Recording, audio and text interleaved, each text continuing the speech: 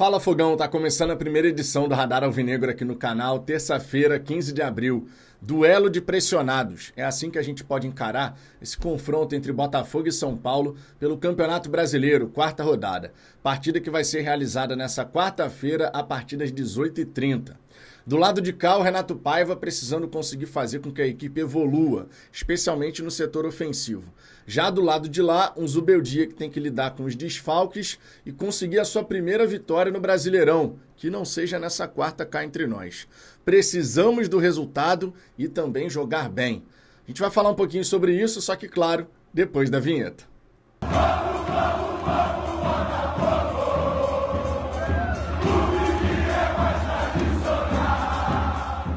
Vamos lá, Fogão, para começo de conversa, um bom dia para você, espero que você esteja bem e tenha uma ótima terça-feira. Peço por gentileza de saída que você deixe o seu like, o YouTube distribui melhor o conteúdo e dessa maneira mais botafoguenses conhecem o nosso trabalho.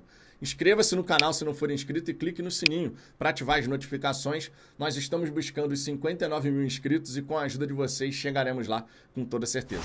Sempre destacando que nessa terça-feira teremos 4 conteúdos publicados por aqui. O Radar Alvinegro, primeira edição, que é esse vídeo. A resenha da hora do almoço, nossa tradicional live. O Radar Alvinegro, segunda edição. E o pré-jogo, que vai acontecer nessa terça-noite. Sim, como a partir da manhã começa às 18h30, a gente já garante o pré-jogo hoje à noite. Eu e Ricardo Zambuja trazendo todas as informações desse duelo entre Botafogo e São Paulo. Dito isso, vamos em frente. Zubeldia e Renato Paiva e Zubeldia. 2 treinadores que estão sendo pressionados pela arquibancada, mas de maneiras distintas e por razões diversas. No caso do Renato Paiva, são só 5 jogos oficiais comandando o Botafogo. Mas o que pesa contra o treinador é a questão do tempo de preparação que ele teve, que fez com que a galera, de forma muito natural, no meu entendimento, esperasse uma evolução, um desenvolvimento da equipe diferente, né, no momento que a gente começasse a ter as partidas oficiais.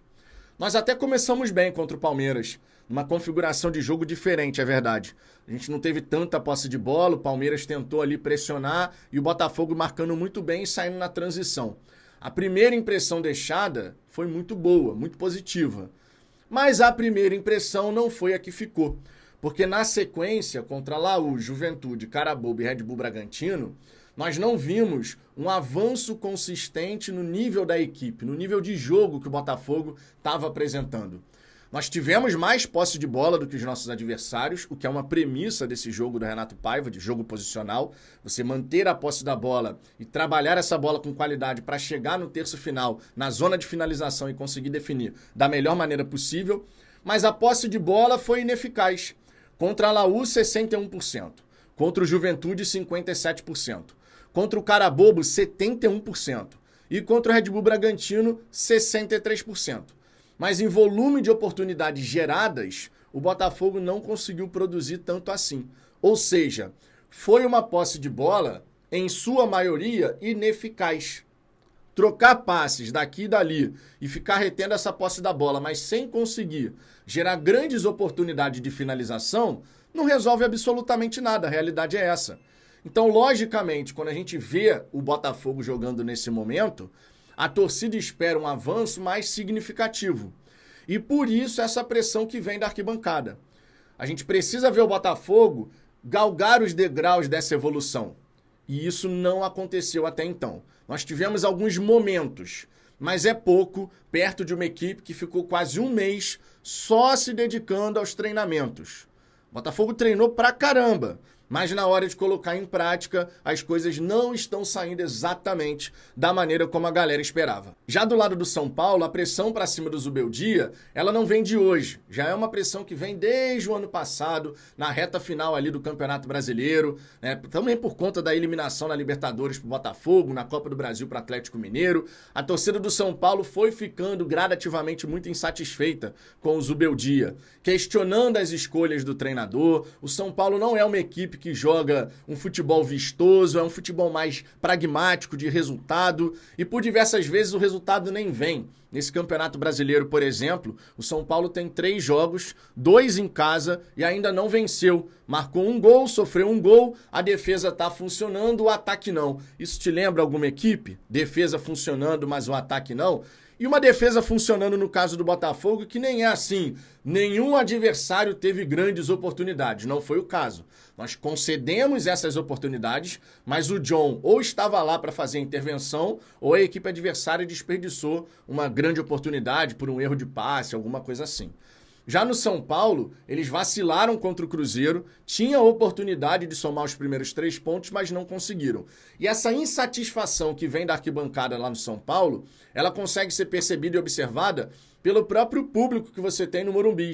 A mesma coisa acontece no Botafogo. Nem acho que vai ser o caso nessa quarta-feira. Eu coloco muito mais na conta do horário do que outra coisa. Quarta, 18h30, na cidade do Rio de Janeiro, realmente fica muito complicado. Mas a gente não teria, de qualquer maneira, um público maravilhoso, sensacional no estádio Newton Santos. E no Morumbi foi a mesma coisa. Na estreia, um público legal, quase 50 mil torcedores. Já contra o Cruzeiro, caiu para 37 mil. Ainda é muita gente, mas como o Morumbi é muito grande, acaba parecendo que o estádio está vazio. A realidade é essa. O Zubeldia não está podendo contar lá no São Paulo com o Oscar, com o Lucas, o Arboleda, esse pode voltar a ser relacionado contra o Botafogo, o Luiz Gustavo e o Pablo Maia. São ausências importantes e até por isso a diretoria do São Paulo não pensa ainda em demissão. Mas você sabe como é que funciona o futebol brasileiro, né?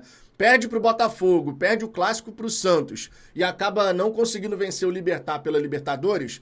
Aí, meu irmão, a coisa muda de figura. No futebol brasileiro é assim que funciona. Mas por hora, a diretoria do São Paulo ainda dá esse respaldo ao treinador, entendendo que as ausências do Oscar, do Lucas e companhia acabam influenciando na qualidade do jogo da equipe. O que, claro, faz sentido.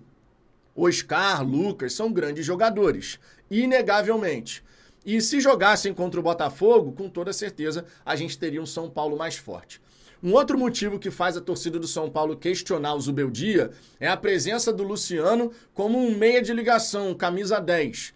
O que, na verdade, não é característica do jogador. Mas na ausência dos outros, o Luciano foi recuado. Então ele está jogando ali por trás do centroavante. Contra o Cruzeiro foi o André Silva, um centroavante que definitivamente não caiu nas graças da galera pelo lado de lá, porque o Calleri estava suspenso. Mas contra o Botafogo, o Calleri volta. Só que o Calleri não está vivendo também um grande momento.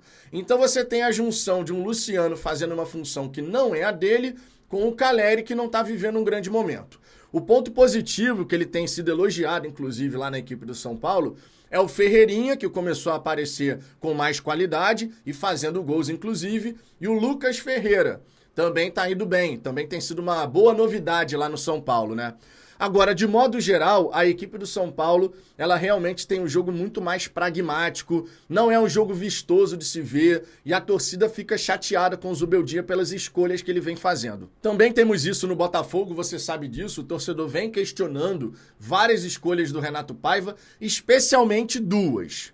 Primeiro, o PK fazendo essa função do 10. Se eles têm esse problema do lado de lá, nós temos do lado de cá. O torcedor do Botafogo não quer mais ver o PK como terceiro homem de meio de campo.